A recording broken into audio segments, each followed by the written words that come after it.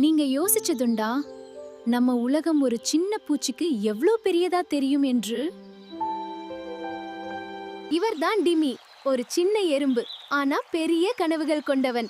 இன்று நான் வெளியே போய் என் குடும்பத்துக்கு சாப்பாடு கொண்டு வர போறேன். டிமிக்காக ஒரு சின்ன கல் கூட ஒரு பெரிய மலை மாதிரி. வாவ், இந்த உலகம் ரொம்ப பெரியதா இருக்கே. எறும்புகள் தங்களது உடலை விட பல மடங்கு எடையை தூக்க முடியும். அடடா, இவ்ளோ பெரிய சாப்பாடு. எறும்புகள் ஒருபோதும் தனியாக வேலை செய்யாது. அதுங்க எப்போதும் ஒற்றுமையா செயல்படும். வாங்க சேர்ந்து எடுத்துடலாம். அவர்கள் கொண்டு வந்த உணவை எல்லாருடனும் பகிர்ந்து கொள்கிறார்கள். நாம் வெற்றி அடைந்தோம். எறும்புகள் பெரிய குடும்பமா வாழும்.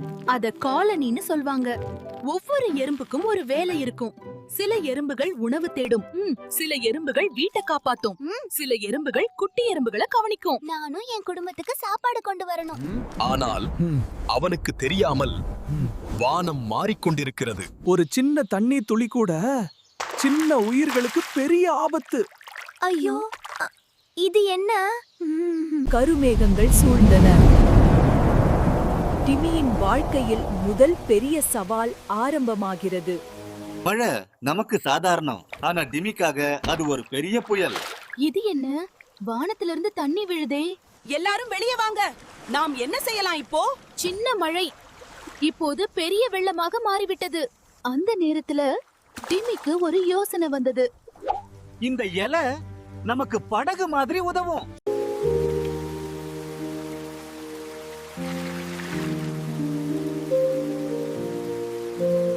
அஞ்சாதீங்க, நாம சேர்ந்து கடக்கலாம். பிடிங்க பிடிங்க, கீழே விழாதீங்க. ஒன்றுபட்டால் பெரிய ஆபத்தையும் கடக்க முடியும்.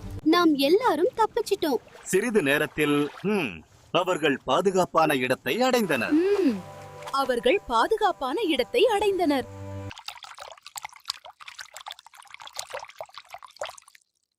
ஆனால் இந்த நீர் அவர்களை இன்னும் ஒரு புதிய உலகத்துக்கு கொண்டு செல்கிறது.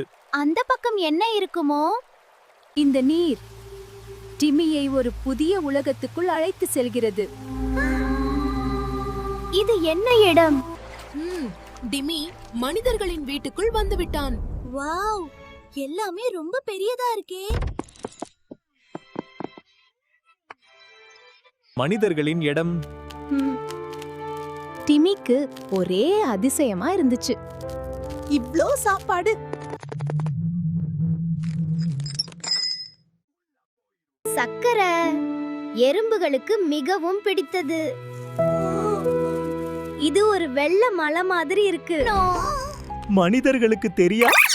சின்ன உயிர்களுக்கு ஆபத்து ஏற்படலாம். அண்ணி, எறும்புகளுக்கு ஒரு பெரிய சிக்கல்.